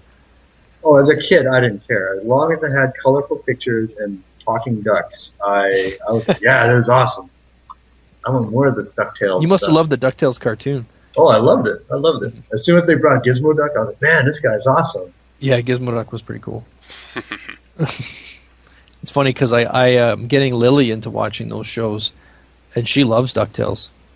And that was like circa 1988, 89. Oh, yeah. She loves those old shows, and, when I put on the new ones, she doesn't really like them. The modern stuff. Yeah, these guys didn't really get into that, but they like Quack Pack. So, Quack Pack. Yeah. What's Quack Pack? Yeah, it was after that. Oh, okay. It's a little after DuckTales. Oh, yeah, that was still Huey, Dewey, and Louie. Oh, yeah. Same. Have they grown up now? I don't know. I'm not familiar with the new Duck. Is there a new DuckTales? Yeah, Dewey's on Smack. Yeah. It's sad. Are you serious? No. No. Yeah. At first, I'm like, yeah, he's you're chasing joking. the dragon. It's bad. It's real bad. Well, you never know. Someone might say, it might be a good idea to put Dewey on Smack and see how they would cope. Do people say Smack anymore? Was that I don't know. I think Smack is a great term. It could be a made-up good. Yeah. Yeah. We're doing Smack. It's a nuke. Yeah. Yeah. RoboCop. You always sound really dated when you use whatever term for marijuana that you had when you were a kid, Like I was talking to my cousins, and they were like, 20, 19, 20. And we call it, we used to call it like bud or dope, or what are some of the words we would use for it, right? And now it's they got their own Left-handed lingo. tobacco. Yeah, they got their own lingo for everything. So Really, what do they call it? oh, I can't remember. I know it was different. It made me feel really old and dated. Oh, okay.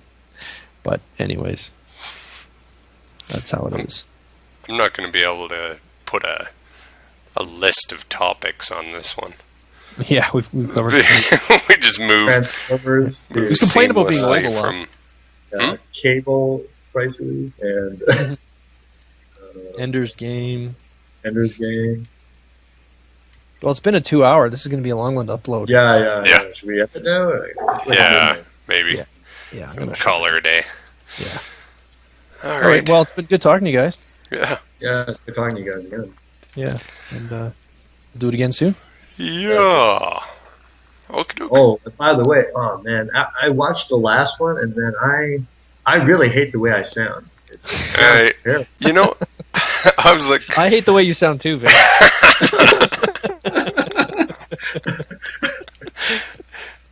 but all right. Yeah, no, sure. You hate the way you sound. Continue. Or is that it? Do you have more? That's to add? it. Yeah, I just hate the way I sound. I don't know how you guys like the way you guys sound. I got over it, and I I love try not me. to think so, about it. You know. Really. I got a new microphone for this one, so it'll be interesting to see if my voice sounds any different. Oh, that Does it sounds sound right. different on your end? No, you sound the same. No, I upgraded from the cheap $5 jobby at London Drugs to the $9.99 jobby. But this one's got an earpiece and a microphone all in one, and it just hooks onto my ear, and I can talk into it. Oh, is it the one that hangs on? Is okay? Do you have just the one speaker for the ear, or do you have the two speakers? For No, the ear? one speaker for the ear. Oh, you got those. So I look like a telemarketer right now. Yeah, I was gonna say you got the telemarketer brand. Yeah. The model. I had one of those ones, but the earpiece wore out, so I got really uncomfortable. Well, I was had to buy a new one. All right, boys. I'm going to have to Alright. sign out here, okay? Yeah. All right. All right. But have Good a good night. one. We'll talk to you later. Yeah. All right, guys. Bye.